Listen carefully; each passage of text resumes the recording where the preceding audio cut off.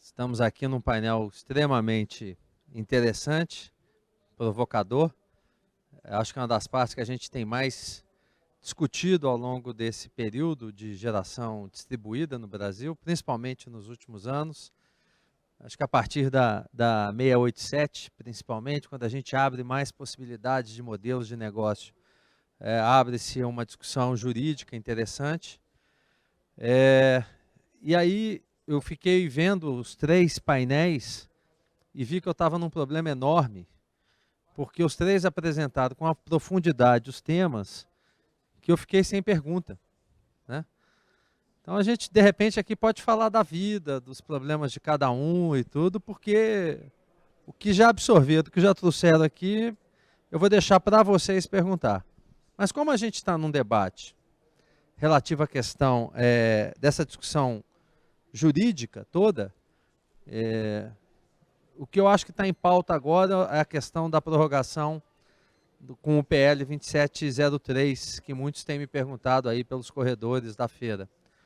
O que eu posso adiantar e trazer para vocês é que a pauta está como urgente, né? Ela avançou, e que é uma possibilidade muito razoável da gente conseguir prorrogar a entrada em vigor da 14.300. Então, é a minha contribuição aqui nesse painel. Porque a profundidade do que Fred apresentou, do que Einar apresentou, e Paulo, fiquei muito impressionado, surpreso também com as informações que você trouxe, tanto da Cotesa quanto da análise que vocês fizeram de mercado. Eu não vou gastar o tempo do painel e eu gostaria que a gente abrisse aqui para pergunta. Eu já tenho certeza que meu amigo volta. Aliás, não falei? Eu poderia aqui começar a contar. Eu nasci em Itabirito, 1975 e tal, mas ninguém ia ter interesse nisso. Tá funcionando? Tá funcionando? Tá funcionando? Obrigado.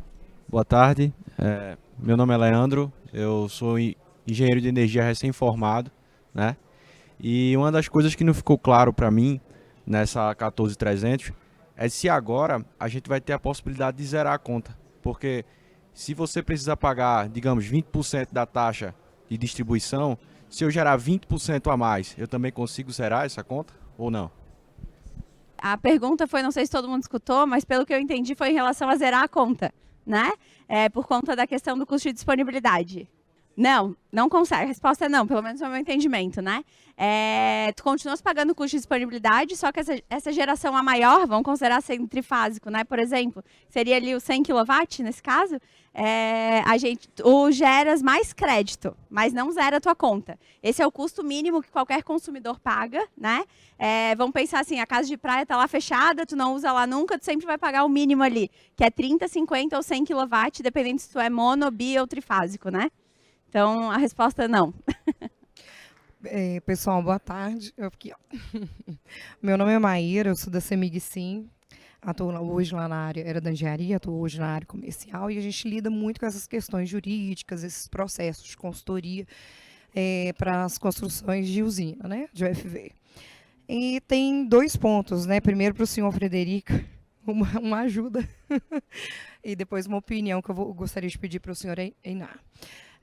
A primeira pergunta é uma situação muito, assim, de um cliente, né, que pediu parecer de acesso para 2 usinas 75, mas cada um num tempo diferente. Saiu um parecer de acesso, ele pagou a parte de obra dele, estava ocorrendo a construção da usina, segundo o mesmo valor para reforço de rede de uma usina lateral. Isso, se juridicamente cabe recurso, é coerente esse tipo de situação? E a segunda pergunta, já vou fazer de uma vez para o senhor Einar. Qual que é a sua opinião sobre a Lei 14.300, que se realmente traz uma segurança jurídica, né, uma vez que apresentou várias inseguranças jurídicas ou de processos em relação à interpretação das resoluções e leis, ou só serviu mesmo para regulamentar uma cobrança sem realmente corrigir as falhas que já existem nas resoluções? Eu só vou pedir desculpa porque o meu fone aqui não está funcionando, eu tenho que segurar ele aqui para poder... Eu tenho que ficar com ele na cabeça aqui. Não está funcionando. Aqui, seu baixo. Você escutou a pergunta dela? Não, eu ia pedir para repetir, por favor. É uma usina de 75, okay, né? Eu vou botar aqui. Será que vocês... Bom, agora tá. O Einar responde primeiro, enquanto eu fiz. Eu estou me autotestando aqui com esse retorno. Eu tenho que segurar aqui. Então, a pergunta é o seguinte, é uma situação de um cliente dos usinas 75 com entrada de pareceres em tempos diferentes, né? Um parecer saiu com obras, ele pagou a parte dele, a gente está fazendo a usina lá. No segundo parecer, deu novamente o mesmo valor para reforço de rede. Uma usina um do lado da outra.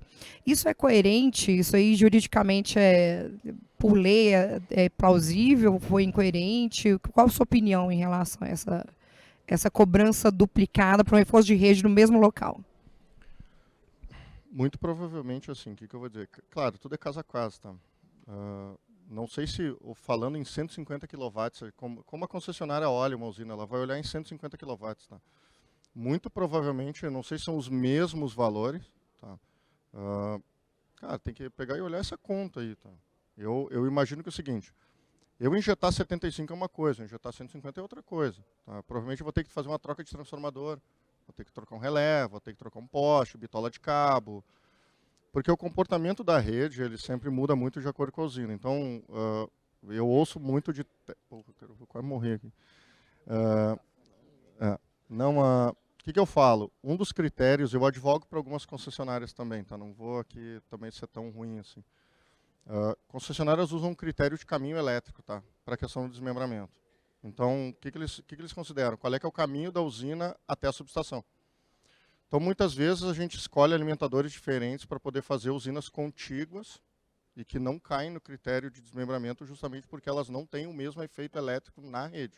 Tá? Isso dá para tu defender junto com a concessionária e dizer, olha, eu não tenho por que tu me negar. Agora, 2 usinas de 75, cara, eu tenho que olhar caso a caso para poder dizer, mas...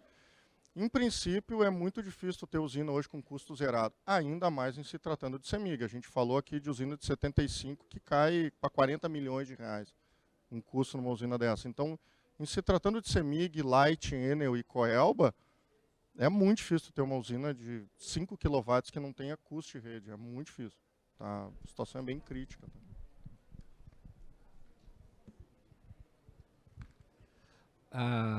A sua pergunta é muito apimentada. Vou dar uma adocicada nela, né?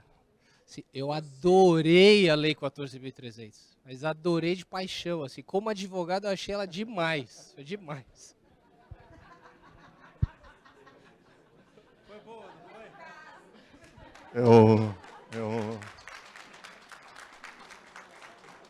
Eu vou complementar aqui. Eu e a Inara almoçamos juntos e a gente falou assim, Inara, a gente é advogado, olha onde é que a gente se meteu para ganhar vida aqui. E a gente vive do caos, né? Então o advogado ele é meio que o urubu, assim, ele espera o bicho estar meio que morrendo ali para ir lá e tentar esperar ele morrer. Mas o que acontece é que de fato é isso, o setor é muito bagunçado, tá? As concessionárias são amplamente despreparadas, o setor também tem a sua parcela de culpa aqui, muita falta de conhecimento do pessoal. E faço sempre um exercício aqui nos eventos. O exercício da comunicação. É importante para todo mundo em todos os aspectos da vida, seja no seu casamento primeiro, né, gente? Na sociedade e depois, como é que a gente se comunica com a concessionária? Como é que a gente deixa claro os pleitos que a gente quer? Então, talvez isso deva ser um exercício para todo mundo. Começar a aprender a escrever melhor e a se comunicar melhor.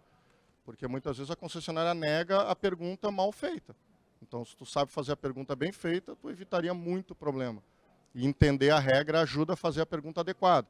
Então, a vida do advogado é um pouco viver no cinza, e a engenharia é preto e branco. Então, a gente precisa muito isso. O advogado ele sempre vai tentar trazer para um lado ou outro. Então, que nem a colega perguntou, pode ou não pode? Aí tem sempre a resposta clássica do advogado. Depende. Eu não lembro agora quem falou comigo recente, mas me trouxe uma lembrança.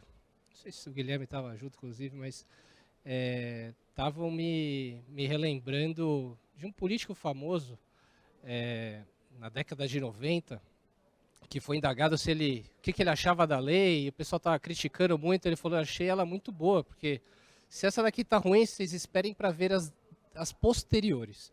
E é um sentimento, meu pelo menos, de que atualmente o nosso legislativo está cada vez pior, o nível técnico. Então, não é só a Lei 14.300, mas diversas outras, elas são mal redigidas hoje. Eu acho que tem muita boa intenção na 14.300, mas ela tem falhas como todas as outras normas que a gente tem visto atualmente. E tem uma dificuldade nessas normas que tem uma materialidade técnica tão grande que não é da competência daquele legislador, que dificulta ainda mais isso. O que eu queria dizer, só nesse intervalo, as perguntas vão continuar, é que venham para a BGD. Esse é conselheiro e esse é diretor jurídico tributário. Está vendo como é que a gente tem gente boa na BGD? Paula, depois eu vou te fazer um convite. Venham para a BGD. Né? Se associem. Próxima pergunta. Boa tarde a todos. Me chamo Celso Júnior, estou terminando o curso de Direito e sou do setor jurídico da BUB Energia. Primeiro, eu gostaria de agradecer aos palestrantes pelas apresentações muito bem esclarecidas, tá bom? A minha pergunta ela é de uma maneira ampla e geral, sobre a judicialização e é direcionada mais ao Frederico e ao Tribuzzi, tá? Foi falado muito sobre judicialização de algumas demandas e algumas delas são inevitáveis, é claro. E diante de judicialização, acho que uma palavra que assusta muito os advogados e o público em geral é morosidade, processos morosos, né? E para o nosso mercado, morosidade vai totalmente contra com o que a gente quer, tá? Então, são duas perguntas. A primeira delas, nos processos em geral que envolvem o nosso mercado, em quanto tempo a gente tem uma sentença, né? A gente tem uma resolução de mérito? E se são processos realmente morosos, como que a gente consegue solucionar isso, tá?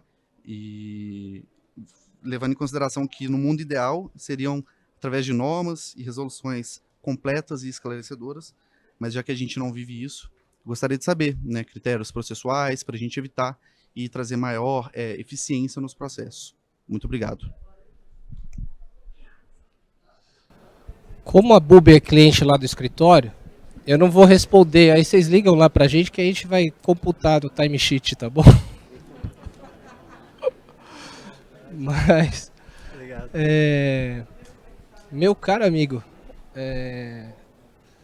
demora mesmo, demora como qualquer outro processo. Não tem, esse tema não vai ser mais rápido, né? Ele dói no empreendedor que não quer começar nenhum negócio. Nenhum empreendedor vai começar um negócio já com uma ação judicial, né?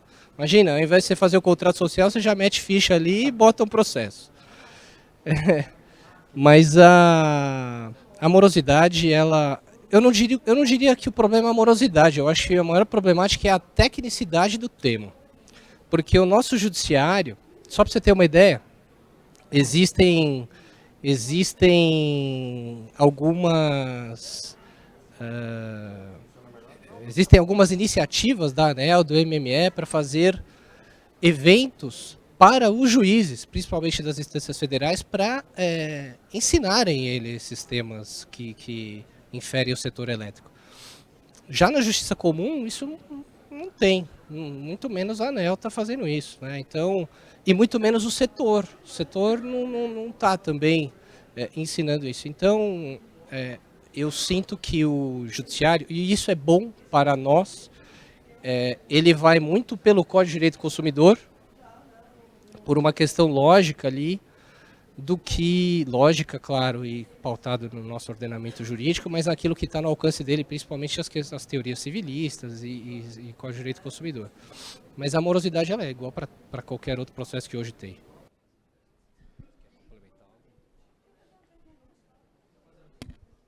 Fazer uma pergunta para vocês, até para entender um pouquinho mais. No setor de energia como um todo, pensando no âmbito de comercialização de energia mesmo, né, das comercializadoras e tudo mais, que são valores, eu sei, mais exorbitantes, mas se utiliza muito a Câmara de Arbitragem, da FGV ali principalmente. Vocês já utilizaram em alguma situação? São valores muito altos, né? Eu já. A questão é que é um mercado que foi tratado assim, isso está pactuado em contratos, né? E tem algumas questões pelas quais esse tipo de solução é colocado nesse contrato. Primeiro, porque deixa de ser algo público e as partes muitas vezes não querem que isso seja tratado de forma pública. A celeridade, justamente para evitar a morosidade, mas é outro tipo de custo, porque só para você, não sei se todos têm essa... E até um erro que muita gente deixa passar cláusula de arbitragem para resolução de conflitos em contrato, e muita gente não sabe.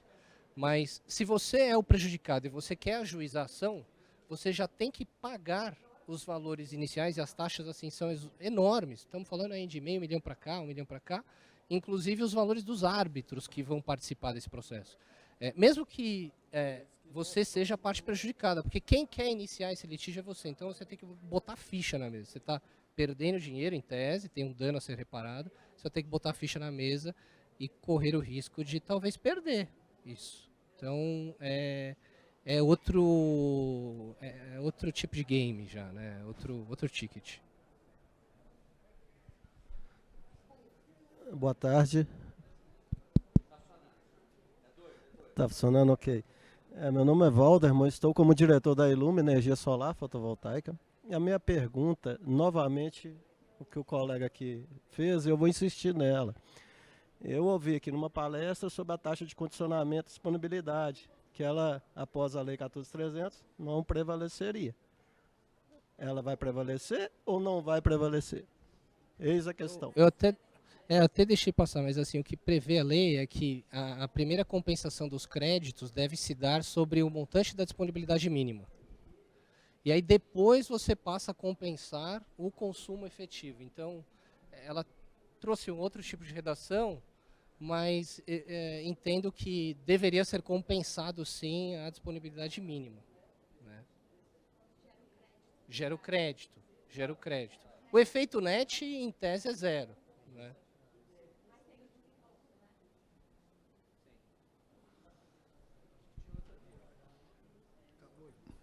Eu vou falar. Bom, queria dirigir a pergunta aqui ao Dr. Einar e ao Dr. Frederico sobre o parágrafo 6º do artigo 8º. Está ouvindo, Fred? Lê aí, que eu não, de cabeça Tá, eu não consigo. eu estou aqui para ler. Diz o seguinte: os custos de eventuais melhorias ou reforços no sistema de distribuição em função exclusivamente da conexão de microgeração distribuída serão integralmente arcados pela concessionária ou permissionária de distribuição de energia elétrica, não havendo participação financeira do consumidor. Ontem eu fiz uma pergunta para a doutora Einar, e a pergunta objetivamente, é por conta da concessionária ou não? A doutora Einar disse que sim, que a concessionária deve arcar com esses custos. Pela sua resposta, doutor Frederico, para a funcionária da CEMIG, sim, se você tratou do tema como se não fosse obrigação da concessionária. Aí surge a dúvida e a possibilidade do debate aí de vocês dois. É ou não é por conta da concessionária? É que tem a grande questão da ligação nova, né? Então existe aqui que a redação fala reforço, aumento, instalação ou ligação nova. Então existe aqui um conflito aparente entre normas, tá? A RN1000 fala uma coisa, tá? Inclusive até 50 kW, antes era 75, a RN1000 fala que até 50 kW a ligação nova ela é de graça. Tá? Então o que tem acontecido? Muitas concessionárias fazem um jogo de palavras aqui para poder enquadrar o cliente dentro de uma ideia de que vai ter que pagar o reforço de rede para uma usina, por exemplo, 75, se for num padrão novo lá da CEMIG Sim, que quer fazer uma usina nova, num terreno baldio, de 75 kW. A CEMIG vai pedir, então o custo é teu, tá entendendo? Não é meu, não sou eu que tenho que fazer essa ligação do reforço, então ela diz o reforço é meu. Tá? Agora, a ligação nova é tu. Tu percebe que a gente entra, então, numa grande discussão aqui sobre prevalência de normas e, efetivamente, sobre o que é caso a caso aqui. Tá? Então, eu acho bem complexa a prevalência da regra da 14.300 sobre os procedimentos de conexão das concessionárias. Tá? Mas, de novo, é de se judicializar. Aí tu vai judicializar um caso de uma usina dessas. Tá entendendo? Às vezes o custo de judicializar é o custo da conexão. Entendeu? Então, É difícil, muitas vezes, nesses casos, o cliente efetivamente querer fazer eu vou litigar com a concessionária. Tá?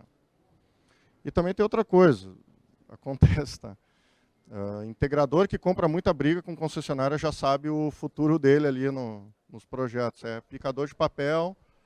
É o meu caso. Os processos são avaliados pela quantidade de ferrugem no grampo lá. Antigamente era assim, sabe? Então, o que está mais enferrujado é o que fica por último. Mais perguntas aí, gente? Tu viu que nunca nada tem resposta certa aqui, né? Só depende de Miguel. Tem resposta para tudo. Tudo depende. Boa tarde. Ouvindo? Estamos ouvindo. Ah, nossa, não, legal. Boa tarde. A minha pergunta seria para a Paula. Na verdade, a dúvida que ficou na 14.300 é que quando ele fala do beoptante, ele não cita o enviar e receber créditos. E daí o ANEEL vem falando que está fora e não pode nem enviar nem receber. Se judicializar, você ganha essa questão, tipo, de você poder enviar e receber, se a 14.300 não cita isso? Eu já vou me atravessar e vou responder aqui, tá? Cara, a lei não fala que tem vedação a enviar e receber.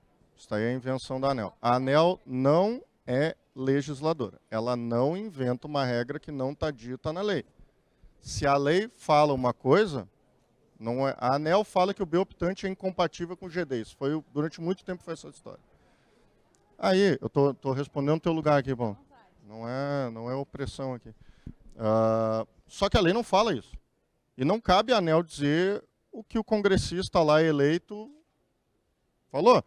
Agora, respondendo a segunda pergunta, não tem causa-ganha no Brasil, cara. Então, assim, tu pode judicializar, pode fazer o que tu quiser. Muito provavelmente tu vai ter que justificar muito ponderadamente. O juiz ele vai poder entender pela complexidade do tema e vai mandar lá uma consulta da ANEEL e vai vir uma excrescência dessas de novo.